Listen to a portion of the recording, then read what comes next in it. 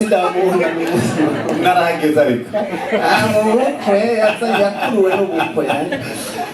I thought that it won't take long before Claude can visit me, so I apologize. Hallelujah! Hallelujah! He loves me and God loves us. So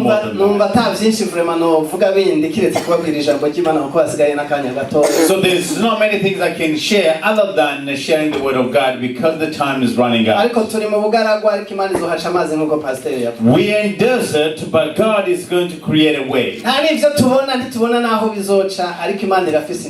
We don't even see the way, but God has His own way.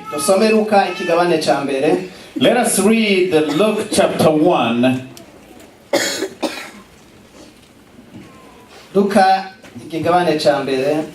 Luke chapter 1. Turasoma reka duhere ku ntango imirongo yo ku ntango ingene Luka yabivuze guhera ku murongo wa mbere. We're going to read from verse 1. Hanyuma turaza gusoma umurongo wa 18 gusa. Then we're going to jump to verse 18. Abantu benshi bagerageje kwandika amajambo adonda ivyabaye muri twebwe nkuko twabirazwe n'abahereye ubwa mbere ari vyabona vyayo vy'abasuku b'ijambo ry'Imana. Nuko nanje mpejeje gukurikiranya vyose neza mpereye ku vya mbere nabonye ko ari vyiza kubikwandikira uko bikurikirana wewe Tiyofile umubaho kugira ngo umenye neza yuko amajambo wigishijwe ari ay'ukuri adakekeranya. Inasmuch as many have taken in hand to set in order a narrative of those things which have been fulfilled among us, just as those who from the beginning were eyewitnesses and ministers of the word delivered them to us. Verse 3. It seemed good to me also, having had perfect understanding of all things from the very first, to write to you an elderly account amongst the orpheless. I'm going to share three things. Let us read verse 18. Zakariya abaza umumarayika ati vyo nzovyerekwa niki ko ndumutama n'umugore wanje akaba ageze mu zabukuru. And Zacharias said to the angel, how shall I know this? For I am an old man and my wife is well advanced in years. Hallelujah! Hallelujah! Yaba Imana dusenga yari umuntu. If the God whom we pray is a human being, tuba twarahevye gusenga, maybe we should have rejected even prayer. Kuko hari vyacu vyomunaniye tukabona yuko yananiwe. Because there could have been things that maybe were difficult for him to overcome, then he will give up. Ariko hano ndabona umugabo yitwa Luka. But here I see a man named Luke. Yanditse ubutumwa bwiza bwitiriwe izina ryiwe Luka. I see that he wrote a wonderful word of God under his name Luke. Ndashima ingene yatanguye igitabo ciwe. And I like the way he started his book. Yavuze ngo abantu benshi bagerageje kwandika ivyatubayeko ivyabaye hagati muri twebwe. Many have tried to write things that have happened to us. Ngo ibitangaza vyatubayeho hagati muri twe ngo benshi baragerageje kuvyandika. The miracles that have happened among us, some of the people have tried to write on it or about it. Ngo babihawe n'ababibonye n'amaso, with the eyewitnesses of those who saw it. Ngo nanje Luka, and I look. Hallelujah. Praise the Lord. Hallelujah. Hallelujah. Ngo nanje Luka, and I look. Umunyamahanga yagiriwe ubuntu n'Imana atari n'Umwisirayeli. A stranger who have been given this advantage, not even being an Israelite or a Jewish. ngo nanje ngo ndabitondetse neza.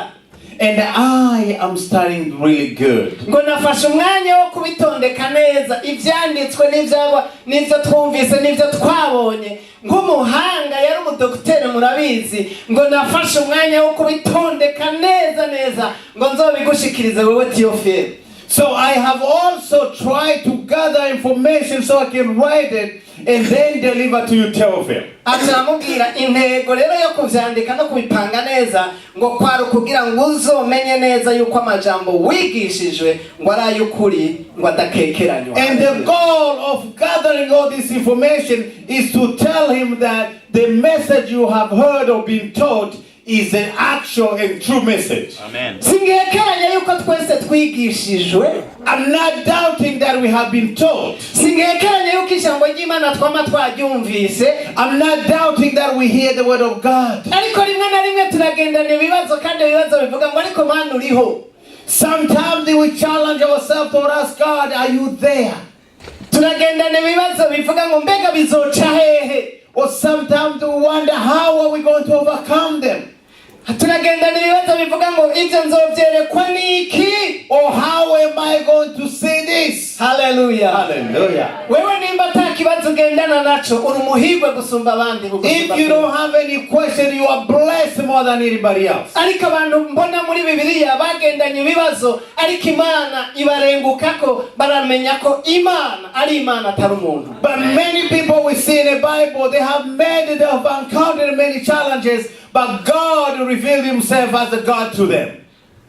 Luka aravuga ngo nabipanze neza ngo kugira ngo uzomenye. So Luke said, I have arranged and planned them well so that you may know. Ngo mumenye bitangaza byatubaye ngo ndabipanga neza. So that you may know the miracles that have happened to us, so you may know them. Hallelujah. Hallelujah. Wotangara rero ikintu cyambere yahereyeko. You may be amazed to learn the first thing he learned. Ikintu cyambere yahereyeko mbega we ntikigutangaza. You are amazed with the first thing that he learned. Umviriza icyo yatanguriyeko. This is something he said first. Ngo ku ngoma y'umwami Herodi, in the kingdom of Herod, ngo hari umugabo yitwa Zakariya. There was a man called Zacharias. Uwo Zakariya ngo yari afise umugore yitwa Elizabeth. And his wife was Elizabeth. Uwo Zakariya izina ryiwe rivuga ngo naributswe, yaranyibutse. The meaning of Zacharias means God has remembered me. Hallelujah. Hallelujah. Yari atwaye izina kumbura atazi ingene rizokora mu buzima bwiwe. So he was carrying a name without knowing the outcome of that name. Mugabo uyu Zakariya yari umuhereje niko ijambo ry'Imana ritubarira. He was a priest. Hallelujah. Amen. He was a priest. A priest is somebody who really dances well. Luka ahera kuri iri jambo ngo hari umugabo yitwa Zakariya ku mwami Herod. And he started with this word that there was Zacharias at the kingdom of Herod. Izina ryiwe rivuga ngo yaranyibutse. Meaning that he has remembered me. Akagira umugore yitwa Elizabeth. And then his wife was Elizabeth. Bakaba abakozi b'Imana. And they were servants of the Lord. Ariko bakaba bagendanye ikibazo kinini mu buzima bwabo. But they walked with a challenge in their lives. Mu buzima bwabo ikibazo bari bafise murakizi. And you know the challenge they faced in their lives. Bari bafise umwana.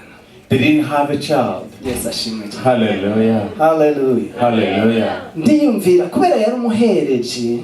Because he was a priest. Mu myaka yabo y'ubusore, in the youth, bakiri bato n'umugore wiwe, as they were still young with his wife, bibaza ko imbere yo gusengera abantu yabanza kuja hera akavuga ati Mana none ingorane yanje ntuyizereka jewe nta mwana. I assume that before he could even pray for others, will go and say, God, can't you know that I have something, I need something? Umuhereje asengera abandi.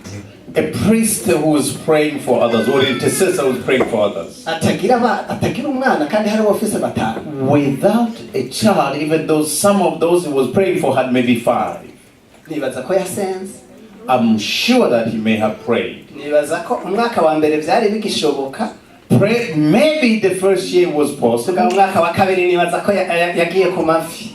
But maybe the second year. sinibaza umwaka wa gatatu ingene vyagenze ariko yarasenze. I'm not sure the third year, but I know he sinibaza prayed. imyaka 5 ngira yaragisenga. Maybe 5 years later he was still praying. kumbura mu myaka 10 ngira ngo yaragifise ivyizigiro. Maybe in 10 years he still had hope. haragera rero igihe arasaza n'umugore wiwe arasaza. Until at some point he become old. barabona rero bati ntibigishoboka. He said it's impossible. Hallelujah. Hallelujah. ntibigishoboka. It's no longer ivyo possible. tuvyihoze.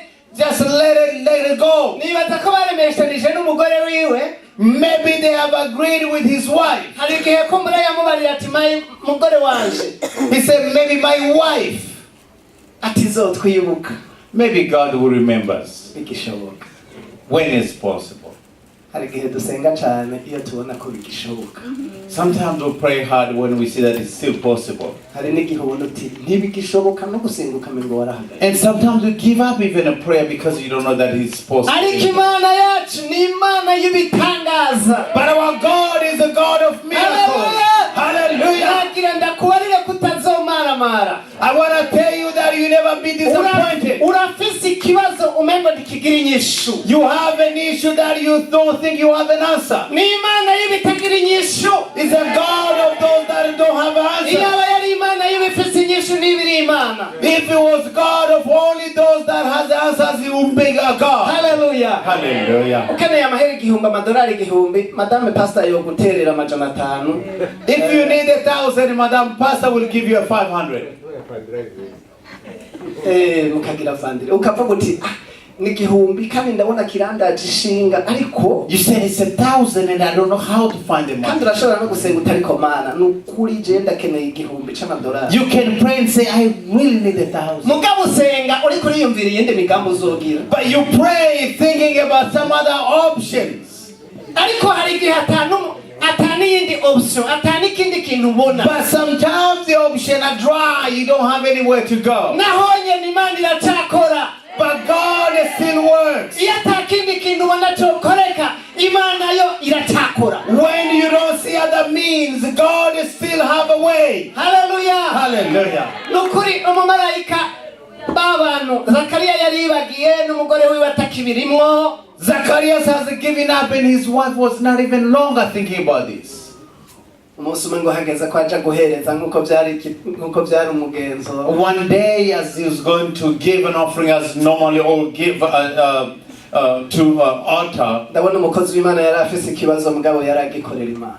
but a servant of God still had an issue, but he was still serving God. ngo yarahera ariko arahereza. And as he was praying or blessing others, hanyuma ngo umumarayika araza and the angel came to him. ngo aramubwira ngo ntugire ubwoba Zakariya amasengesho. Hallelujah. Hallelujah. Do not worry, Zacharias, so your prayer has been heard. ngo ugiye kubyara Elizabeth agiye kubyara umwana ngo kandi uwo muhungu uzumwite Yohana. And Elizabeth is going to have a baby, and the son shall be called John. Hallelujah. Hallelujah. ariko ivyo bintu wewe wumva wovyemera. How can you take that anymore? ikibazo rero yaciye agira niki yabajije. The problem here, that's what he asked. Zakariya ngo arabaza ngo umurongo wa 18 ivyo nzovyerekwa niki ko jewe bitagishoboka. And Zacharias said, how can I see this? It's impossible. urumva hari igihe tugendana ibibazo by'ibidashoboka. Sometimes we walk with a question that are impossible. ariko n'ibidashoboka n'ukuri birashoboka. And those that are impossible are possible to God. urafise ikintu wibaza ko kitabishoboka. Do you have something you think it's impossible?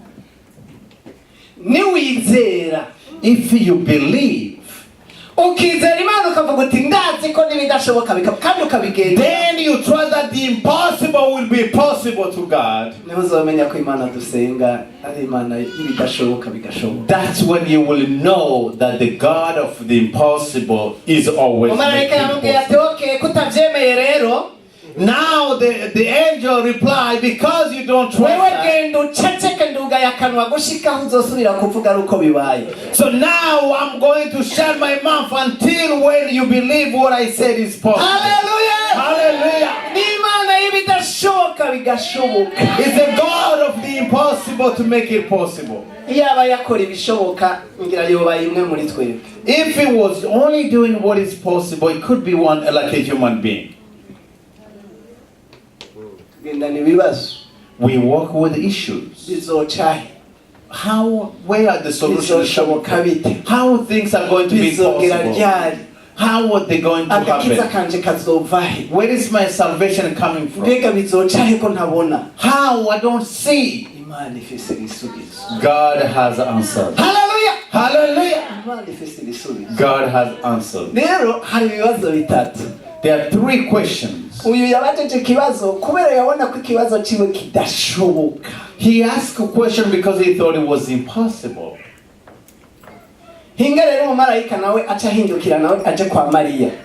And then the angel went to Mary. amubwira ati Mariya we Mary, uzosama inda you're going to bear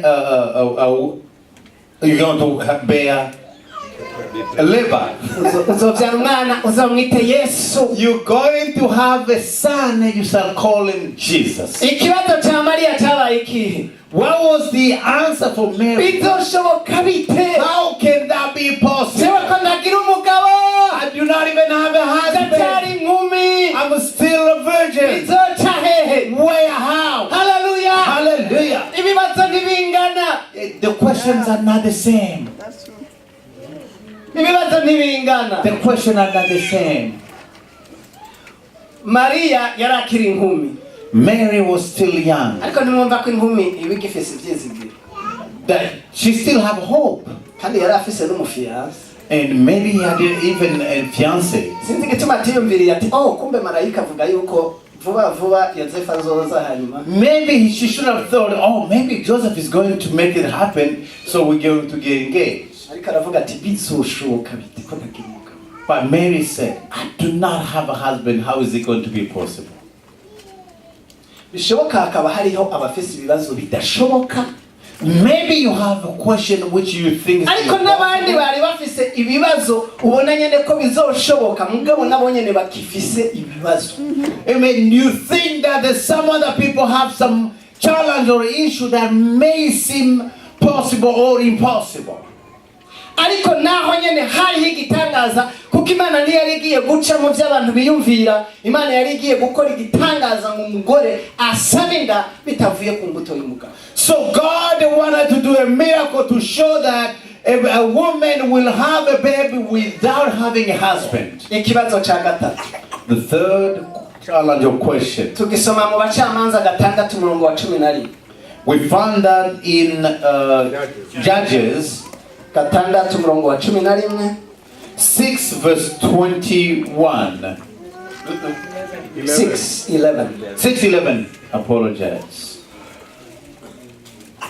Judges chapter 6 verse 11.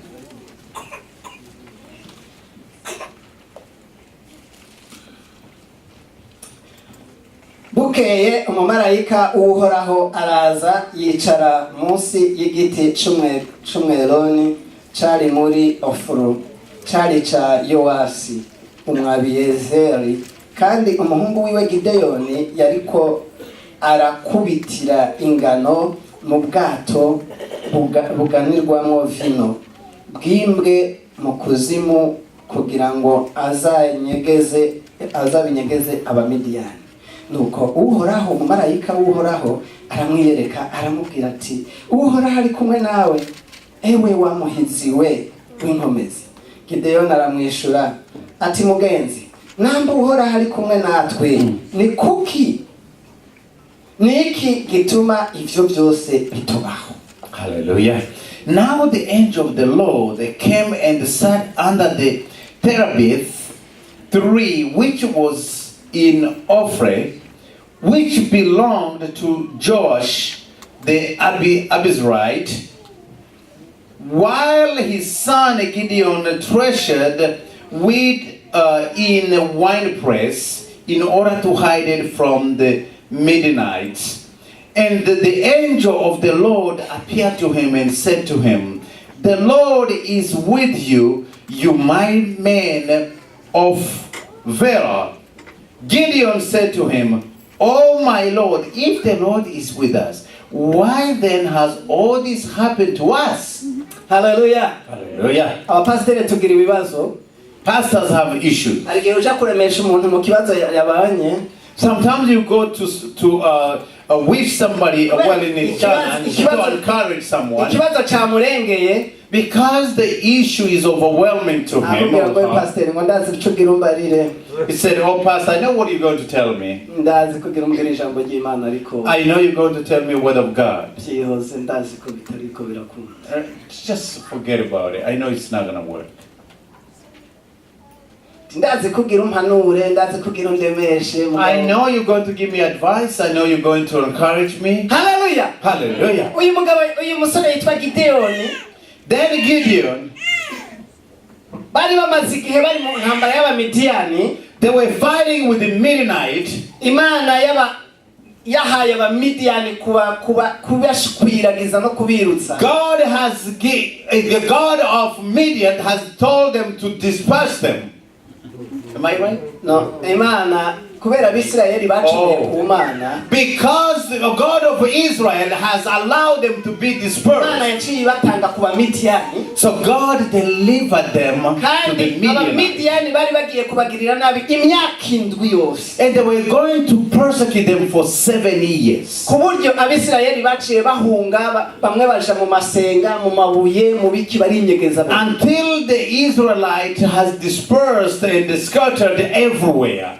Hanyuma hari uyu muhungu Gideyoni. And then Gideon, nawe ngo yari yahungiye ahandi hantu nyene. He was also hidden somewhere else. Ariko kubera yari umusore w'inkomezi, because he was a strong young man, ngo yari ahantu yinyegeje asekura ingano kugira ngo bashobore kubaho. He was just getting ready for the wheat for the food. Yari umuntu akomera akora ibikorwa bikomeye byo gusekura kugira ngo yibesheho kumbura ashoboze kubeshaho n'abandi. He was preparing the wheat so he can survive and even save others. Kandi bari muri ivyo bintu bagiye kubibamo imyaka 7. And they were going to live in that life for 7 years.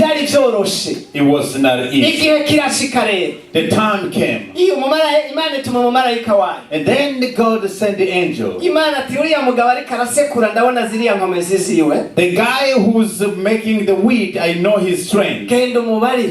Go and tell him to deliver the Israelites.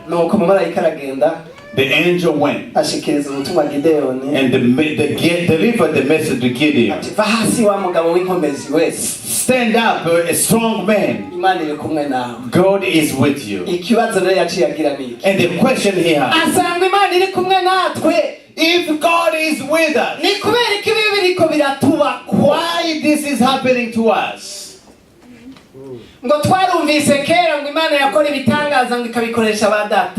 We heard that God has done miracles even through our fathers. Where are those miracles?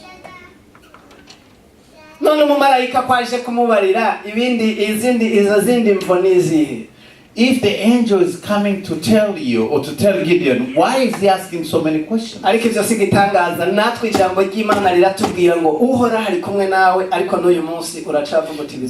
not a surprise, because even as the Bible says that God is with you, but we still have questions.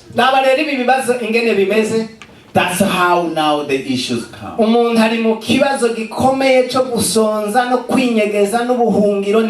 Someone is in refuge, is hungry, trying hard. And then where is our God? Zachariah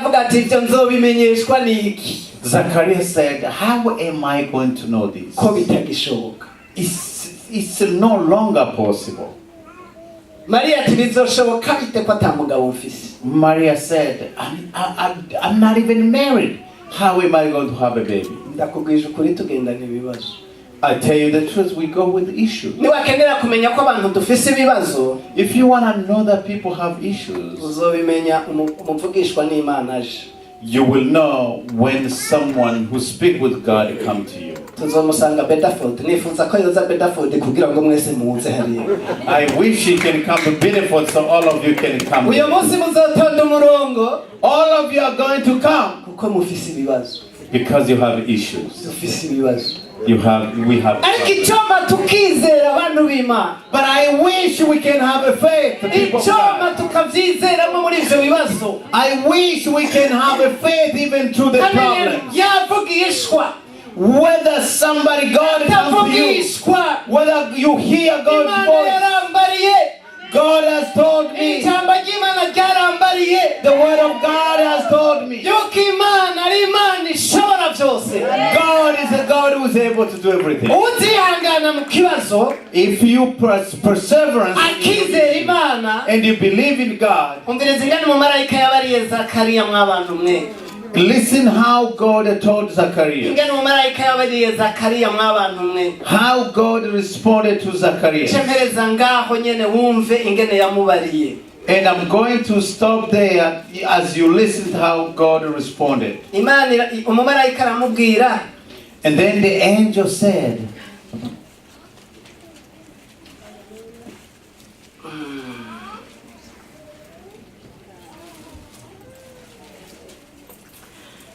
ngo umumarayika aramwishura ati ndi Gaburiyeli.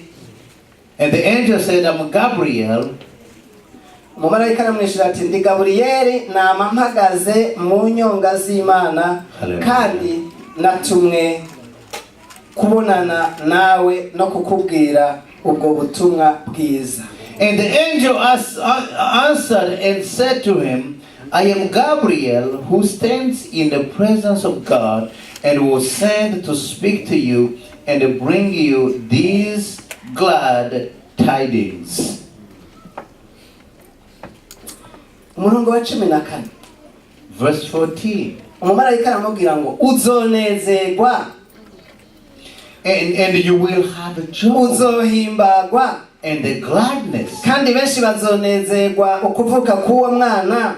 And the many will rejoice at his birth. Haleluya. Hallelujah. umviriza ingene yamubwiye inyuma y'ivyo, inyuma y'amakuba yose yabonye, Beyond the challenges, the issues he has gone through, Imana imubwira ati buriya wari utwaye muri wewe ibitangaza ntiwabimenye. you are carrying a blessing in you that you didn't even know. uzonezerwa, You will be happy, uzohimbagwa, you will be glad, umuhungu uzovyara and the son is going to azoba have. ukomeye mu nyonga z'Imana. He will be the powerful man in the eyes of God. aramubwira ati umuhungu uzovyara The son is going to have. azohuza Abisirayeli n'Imana yabo bari barahebye. He's going to unite the Israelites and the God. that they aramubwira have ati umuhungu rejected. uzovyara The son is going to have. azohuza base n'abana bari baratatanye. He's going to unite those who have been discarded. Hallelujah. Hallelujah. aramubwira ati uzonezerwa Zakariya, You're going to rejoice. uzohimbagwa,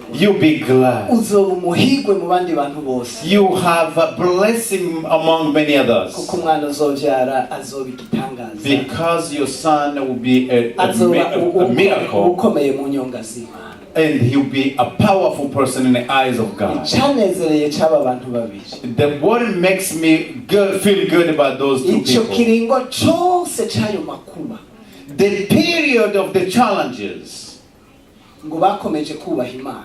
they continued to obey God. Haleluya. ngo bakomeje kugendera mu ijambo ry'Imana, They continued to obey and walk through God, God's word, ngo bakomeje no gukorera Imana. and to serve the Lord as well. Yesu ashimwe. Praise God. Haleluya. Hallelujah. ntabwo babivuyemo ngo nta Mana, They didn't give up because there was no God. bakomeje gukorera. They continued to serve the Lord. uyu munsi Today, akantu gatonyi kabaye mu ishengero, when small things happen in the church, ikintu ca mbere abantu bamwe batangura gukora no guca batangura kureka gukora. what people started doing is to stop working or serving. habaye akantu k'ingorane mu buzima bwiwe cyangwa mu buzima bw'ishengero, ikintu ca mbere atatangura kuvuga acavuga ngo mbere ndabihevye, ukamengo yakorera. So when something happened in your life, in your family, you said, I give up, as if you were serving somebody. ariko ugaca mu bihe bigukomereye, But you go through challenges. ukomere wubaha Imana. Continue to be strong and obey God. ukorera Imana Continue to serve God. kuko izogusanga muri ubwo bwizigirwa nyine Because God will find you in a trustworthy hanyuma itorere umuti icyo kibazo cyawe and find a solution to your kandi problem. ndakwemeje kuzonezerwa And I guarantee you'll be rejoicing. uzoruta utaciye mu kibazo And you'll be stronger than the one who didn't kuko go Imana through the izereka issue. abantu bose yuko uri umukunzi wawe. Because God will reveal and show that you are beloved to God. Imana iraheza. God bless you.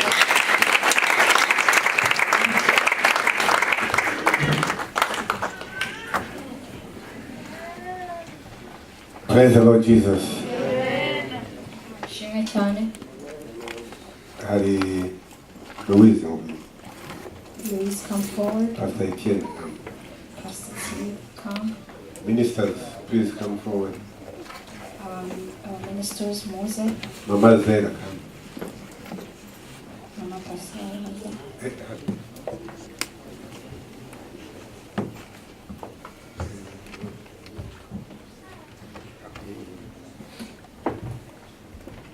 Hari ibyo twababwiye kubera yuko tugiye gukora hariya As we shared, there are things that we said we were going to do. tugiye kubohereza hariya gukora So here we are going to send this family to go work. kandi turi kumwe nabo And also we are supporting them. kandi tuzobaba inyuma. We will keep supporting them.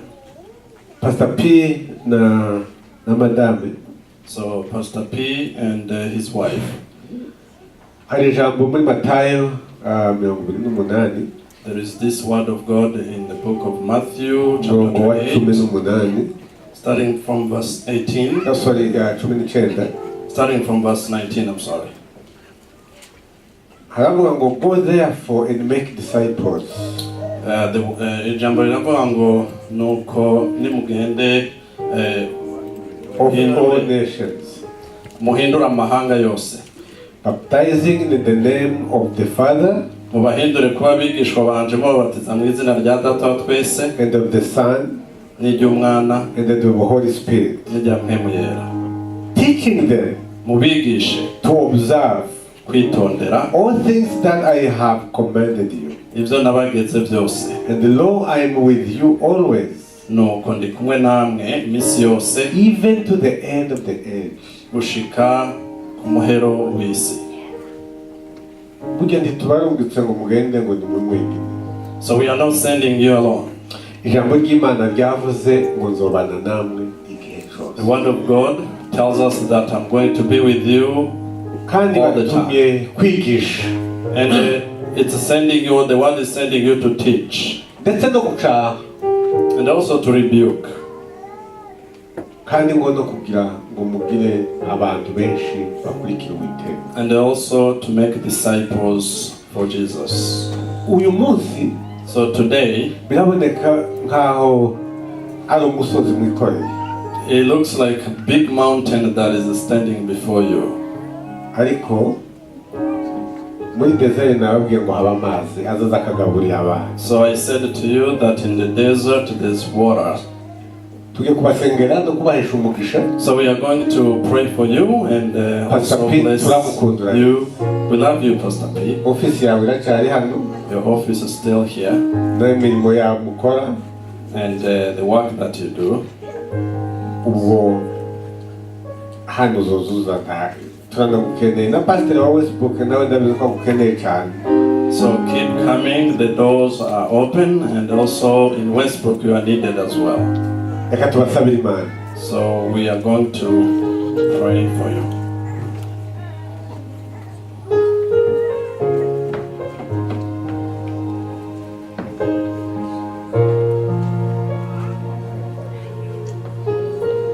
Mana data turagushimiye muri uyu mwanya, tukweretse imirimo y'aba bantu utumye gukora imirimo yawe. Biroroshe kubivuga ariko tuba tuzi ko bitoroshe kubikora. Dusabiye Pastor P n'umuvugabutumwa Marie Louise bagiye hariya, tugasaba ngo uzobaje imbere, wavuze ngo uzobana nabo igihe cyose kandi uzobafasha igihe cyose kandi uzobayobora igihe cyose. Bw'itorero hano twese duhagurutse turasaba ngo umugisha wawe ubane nabo, ubafashe umwanya bazoba bari hariya n'umwanya bazoba bagarukanye wowe uzoba ubizi, kuko Mana turasaba ngo ubagirire neza, wugurura amarembo akwiriye agakwiriye uyugare. Turagushimiye yuko ubikunze kandi uzemeye, ni mu izina rya Kristo Yesu, amen. Mwemeye kubafasha namwe mu masengesho? Do the congregation accept to support them?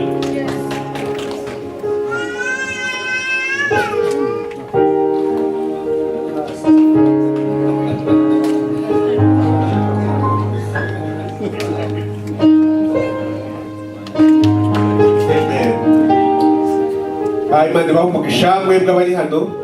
So God bless you all. Muri za pledge bavuze hariho nyine bamwe ngo batarandika, ariko nyine dutegereje ko bazandika. So we are still waiting for people to pledge. Total yari 8,000, the budget is what, 8,200? 100. Bavuze ko budget yose ari 8,100. So the whole budget, as they shared, I think already it's 8,100. Ubwo batanze 5,310.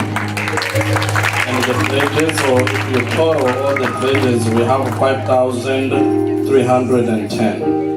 Ubwo hasigaye 2,790. And the difference is 2,890. Kandi ndabizi ko nyine babandi bari basigaye bataramuga, turaja kugaragara ku muryango mwaranga. So we know that even those who have not pledged yet, they are going to go ahead and pledge. Reka duhaguruke twese dushime Imana, Please stand up. kandi mu mwanya tuba turi hariya duhita tugenda ababishoboye twiruka. So right now, let's go straight to Imana ibahe the umugisha kandi bagirire neza cyane. May God bless you all. Father, bless them and bless everybody who is living now in Jesus' name. Amen.